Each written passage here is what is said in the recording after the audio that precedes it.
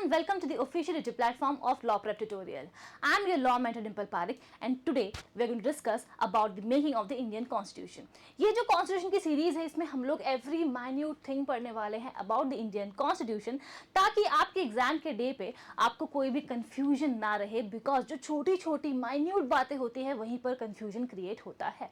तो अब जब हम बात करते हैं about making of the Indian Constitution तो आपको पता होगा कि इंडिया पे ब्रिटिशर्स ने ऑलमोस्ट 200 ईयर्स तक रूल किया था. After a lot of struggle जो हमारे फ्रीडम फाइटर्स हैं उन्होंने हमें आज़ादी दिलाई यानी कि इंडिपेंडेंस दिलाई. बट पॉइंट अब ये था कि इंडिपेंडेंस तो हमें मिल गई लेकिन वो कौन सी आइडियोलॉजी होगी, प्रिंसिपल होगी, सेट ऑफ रूल्स होंगे जिसपे हमारा जो पूरा नेशन है वो चलने वाला है, हमारा जो नेशन है वो वर्क करने वाला है. एंड एज अ रिजल्ट हमने बोला कि चलो ठीक है काम करते हैं, इंडियन कॉन्स्टिट्यूशन को ड्राफ्ट करते हैं. बट पॉइंट अब ये था कि ड्राफ्ट करेंगे कैसे, तो यहाँ हमने आइडिया लिया सर एम.एन. रॉय का जिन्होंने 1934 में ही प्रपोज कर दिया था कि we should constitute a constituent assembly. तो बाद में जाकर 1946 में हमने उनका आइडिया ले लिया और हमारे कॉन्स्टिट्यूएंट असेंबली का हमने फॉर्मेशन किया. अब पॉइंट ये है कि कंपोजिशन क्या रहने वाला था, कितने लोग यहाँ पर होने वाले थे. तो कहा गया कि जो हमारे कॉन्स्टिट्यूएंट असेंबली होगी उसमें टोटल 389 मेंबर्स होंगे. बट क्या लास्ट में जाकर 389 मेंबर्स ने इस असेंबली को ज्वाइन किया था? जी नहीं. वाई?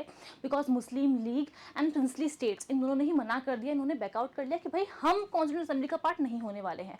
रीजन क्या था? प्रिंसली स्टेट्स जो थे वो सब वफादार थे ब्रिटिशर्स के, उन्होंने मना कर दिया कि भाई हम जो है यहाँ पर पार्ट नहीं होंगे कॉन्स्टिट्यूएंट असेंबली की. और दूसरी यही जगह पर थे मुस्लिम लीग, उन्होंने बोला कि हमें तो एंटायरली एक डिफरेंट नेशन चाहिए.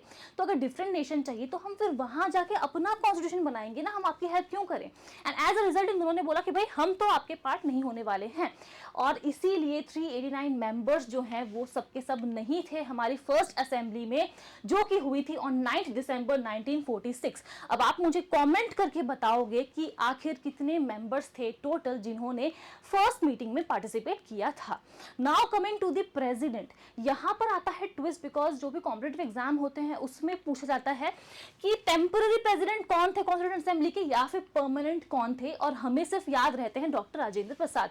बट याद रखिएगा कि डॉक्टर सच्चिदानंद सिन्हा जो हैं वो हमारे फर्स्ट टेम्पररी प्रेसिडेंट थे और परमानेंट प्रेसिडेंट बाद में बनाया गया डॉक्टर राजेंद्र प्रसाद को. Now coming to the next important thing, बहुत सारी कमिटीज जो हैं वो हमारी कॉन्स्टिट्यूएंट असेंबली का पार्ट थी लेकिन एक जो कमेटी है वो बहुत इंपॉर्टेंट है और वो थी drafting committee. Why? Because drafting committee के पास पूरी जिम्मेदारी थी कॉन्स्टिट्यूशन को ड्राफ्ट करने की. चेयरमैन कौन थे? Doctor B.R. Ambedkar, who is also known as the father of the Indian constitution. Along with him there were 6 more members जो कि इस पर्टिकुलर कमेटी के अंदर थे जिनकी पूरी की पूरी जिम्मेदारी थी कि उनको कॉन्स्टिट्यूशन को ड्राफ्ट करना है, कैसे करना है, कहां से क्या पढ़ना है, सब कुछ जो है आज जिस संविधान को कॉन्स्टिट्यूशन को हम लोग देखते हैं वो इन्हीं की देन है. तो ये हो गया. उसके बाद हम चलते हैं कि आखिर कितना समय लगा. टोटल मिलाकर के 2 years 11 months and 18 days हमें लग गए हमारे संविधान को कॉन्स्टिट्यूशन को ड्राफ्ट करने में. क्यों लगे? बिकॉज अस जो हम ऑर्डिनरी पीपल हैं हमें भी 8 months का टाइम दिया गया था कि अगर आपको कुछ चेंजेस प्रपोज करने हैं, कुछ मॉडिफिकेशंस करवाने हैं तो आप लोग पढ़ करके बताइए, हम देखने को तैयार हैं, हम देखेंगे कि हम लोग कर सकते हैं कि नहीं कर सकते हैं. And as a result draft करते करते बहुत सारे सोर्सेस है जिसको हमने रेफर किया एंड लास्ट में जाकर 2 years 11 months and 18 days के बाद जो हमारा कॉन्स्टिट्यूशन है उसको हम लोगों ने ड्राफ्ट कर लिया.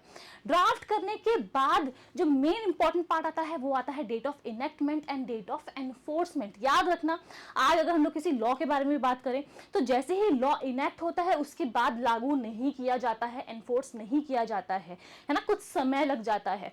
तो इसीलिए याद रखना कि 26 नवंबर 1949 को हमने हमारे कॉन्स्टिट्यूशन को इनेक्ट किया था एंड 26 जनवरी 1950 को हमने अपने कॉन्स्टिट्यूशन को एनफोर्स किया था.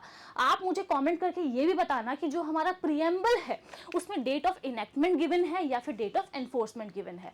After all of these finally हमारा लेंथीएस्ट रिटन कॉन्स्टिट्यूशन बन गया था, जिसमें हमें देखने को मिले ओरिजिनली कि 22 पार्ट्स थे, 395 आर्टिकल्स थे और 8 स्केड्यूल्स थे। अब करंटली कितने पार्ट्स हैं, कितने स्केड्यूल्स हैं और कितने आर्टिकल्स हैं, कमेंट करके बताओगे। कमेंट करने के लिए क्यों बोल रही हूँ, बिकॉज देखो पढ़ाई ऐसे नहीं होती वन साइडेड, आपको भी मेहनत करनी होगी, आपके साथ मैं भी मेहनत करूंगी। तो ये आपके होमवर्क्स हैं जो आप रोज मुझे कमेंट करके बताओगे। सेशन को लाइक भी जरूर से कर देना।